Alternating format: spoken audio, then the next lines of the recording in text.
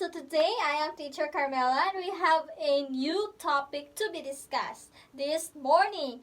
So before anything else, I have something to show you. I have a picture that I wanted you to describe, or what is the picture shows us. So here we go.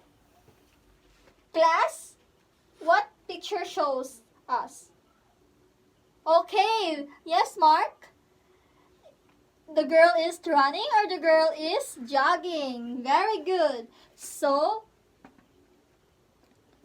can you give some benefits of jogging?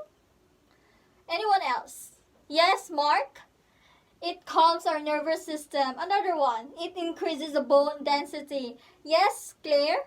It reduces the body weight or to lose weight. That's why people exercise. Or to have a fresh air to freshen up our minds, to relieve stress. Yes, very good. Anyone else? Trixie, boost our brain functions to strengthen respiratory system or to raise the immunity. Very good. And also to strengthen our muscles and to improve blood pressure.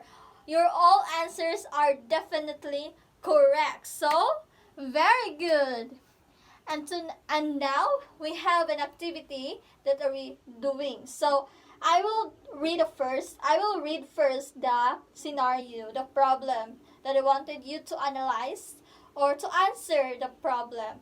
So, every day, Eleanor jogs 2 kilometers every morning, while Rogelio jogs 3 kilometers. So, the question is, who jogs longer? So, I will group you into two groups. So, the two strings are in my hands, of course. So, this is the same length, and it will divide it into 4 equal parts. 1, 2, 3, and 4.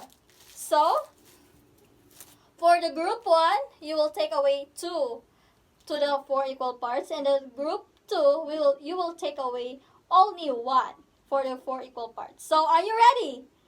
Go to your respective groups, and I will give you 2 minutes. Okay.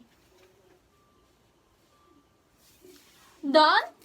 Okay, go back to your original seat.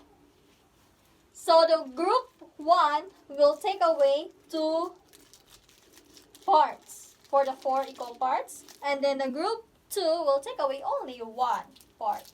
So, well, this is I will ask you class, who jogs longer? Who jogs longer? It is either Eleanor or Rogelio. Who else? Who? Yes, very good. It is Rogelio jogs longer than Eleanor. Very good. So, in comparing the two fractions using your relation symbol as shown, for the using the symbols like greater than, less than, and the equal symbols. Very good. If the 2/4 is greater than to 3/4 or less than to 3/4, or they are equal. So are they equal? No, they are not equal. Because who is the greater? 3/4 is greater than 2/4. Very good. So now I have something question that I will ask you, class. So how did you find activity? It is interesting. Okay, Mark?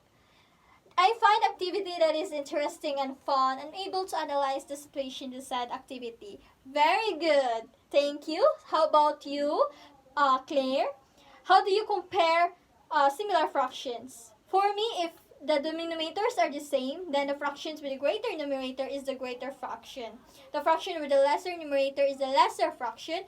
And as the numerator are equal, the fractions are equivalent. So we can use the symbols of greater, less than, and the equal to compare the fraction, the two fractions, or so on. Very good. Thank you. So, are you class cooperating to the said activity?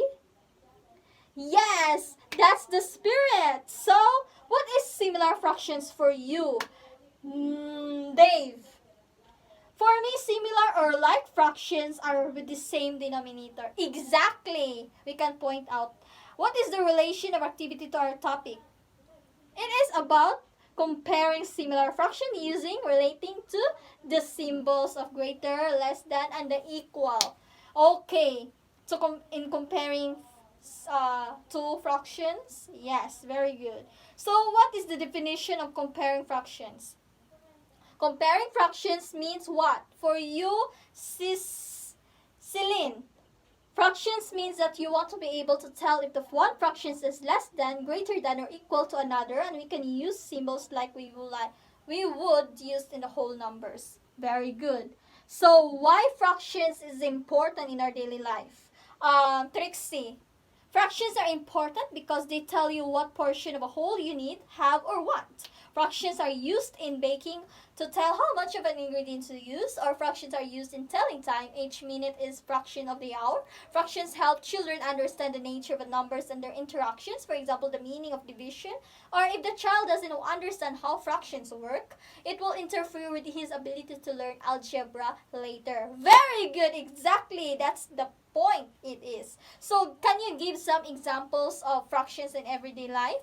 Or how do we use in real life? Okay, Celine again. Eating out. Okay. We can use to divide up the bill if you'll need to use fractions also. And of course, homework assignments. If you, for example, the child got 31 over 50, so a solid understanding of fraction will help you determine if the child should be awarded or grounded. It depends to the parents. Money in general. So if you know adding your money is quick and easy. So fast food, you've just consumed a half pound of meat. Very good. So for now, I have a assessment of course. So here this is the worksheet. I will give you an ample time, only 2 minutes. Very easy. It's very easy to answer that test. Okay, you must copy the following set of fractions on your paper and then compare them using the relation symbols. Okay, done? Not yet. It's very easy. I know you can answer it. Okay, pass your paper and I'll the one to check it and I will return it tomorrow for the next tomorrow. So here is my assignment that I wanted you to do in your house or in your home. I will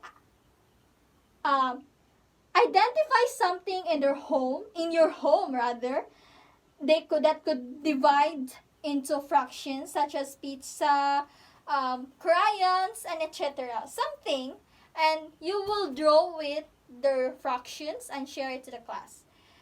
Are you learning from this morning? Okay, and have a nice day ahead, and thank you for coming to my class.